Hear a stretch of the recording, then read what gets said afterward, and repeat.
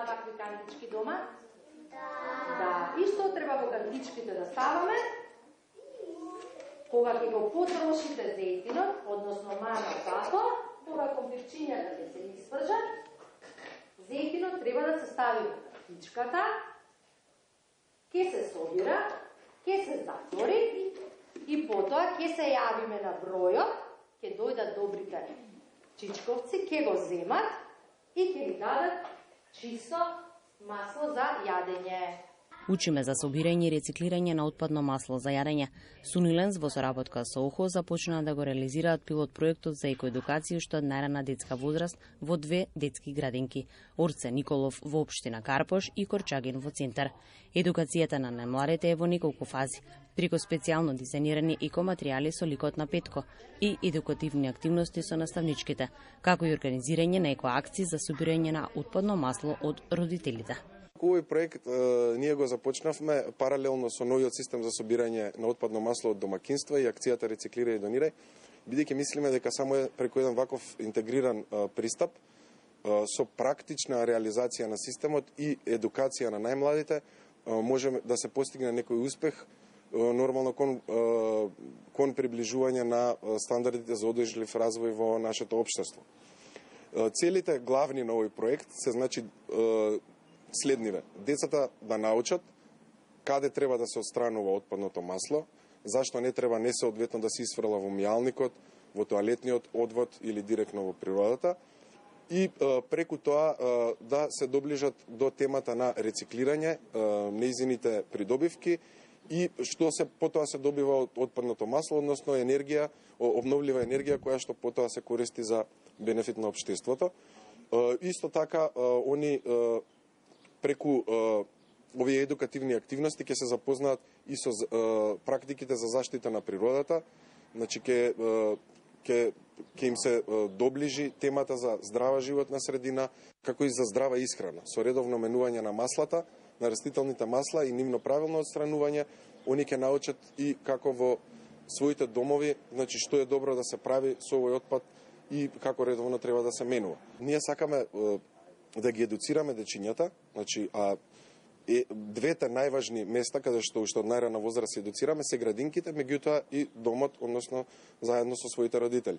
Затоа тука ги спроведуваме овие едукативни активности, каде што можам да кажам, еве и како што видовте денес, и воспитувачите, и персоналот, и директорката на градинката, значи се многу инволвирани и се доста креативни, ги следат брошурите, прирачниците кои што ги доделивме за оваа екоедукативна програма, меѓутоа и они најдобро знаат со дечињата како да им ја доловат темата, им прават и куклени представи, потоа ги делат и боенките и опфаќаат и повеќе теми, не само за отпадното масло, него генерално за растителните масла, генерално за рециклирањето и неговата важност и така натаму.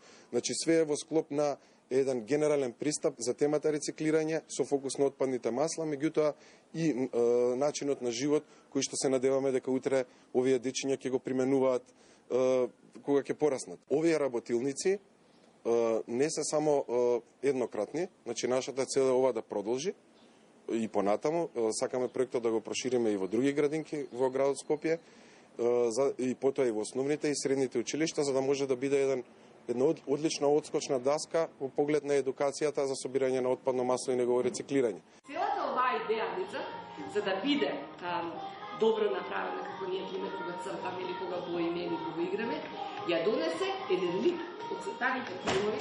Здраво, деца! Здраво! Ме знаете јас како се викам? Да! Како се викам? Петко! Петко, јас сум Петко. Полека почнаа и децата да ја сваќаат суштината на тоа што значи маслото за јадење, односно што значи да се собира маслото за јадење после секоја употреба и да не се фрла како и досега, нели нашата пракса беше да го ставаме маслото за јадење во лавабото или во тоалет, туку едноставно да се собира во кантички и понатаму да се користи како некој нов извор на енергија. Така што мислам дека проектот е добар и за поздравување и мислам дека во иднина треба да се прошири на останатите градинки, затоа што нели еколошката свест мораме да ја развиваме уште од најрана возраст. Не може да чекаме ние да тргне на училиште детето или да стане возрасен граѓанин, па дури тогаш да почнеме да размислуваме. Ние всушност тоа и го правиме како градинка, и не само ние како градинка, туку го прават тоа сите градинки. На еколошката едукација големо внимание се посветува во градинките, секако сообразено на детската возраст, и во тој поглед мислам дека имаме веќе некои резултати. Се надевам дека ќе имаме и со маслото за јадење. И еве видовте, и вие сте сведоци, дека денес стигна и првата кантичка во која што е собрано отпадно масло за јадење, и се надевам дека ова ќе биде поттик на родителите да ги носат своите кантички полни со масло што го користеле. Екоедукативниот проект Учиме за собирање и рециклирање на отпадно масло за јадење ќе продолжи во останатите градинки на територија на град Скопје, со цел најмладите да научат што е здрава храна и здрав начин на живот.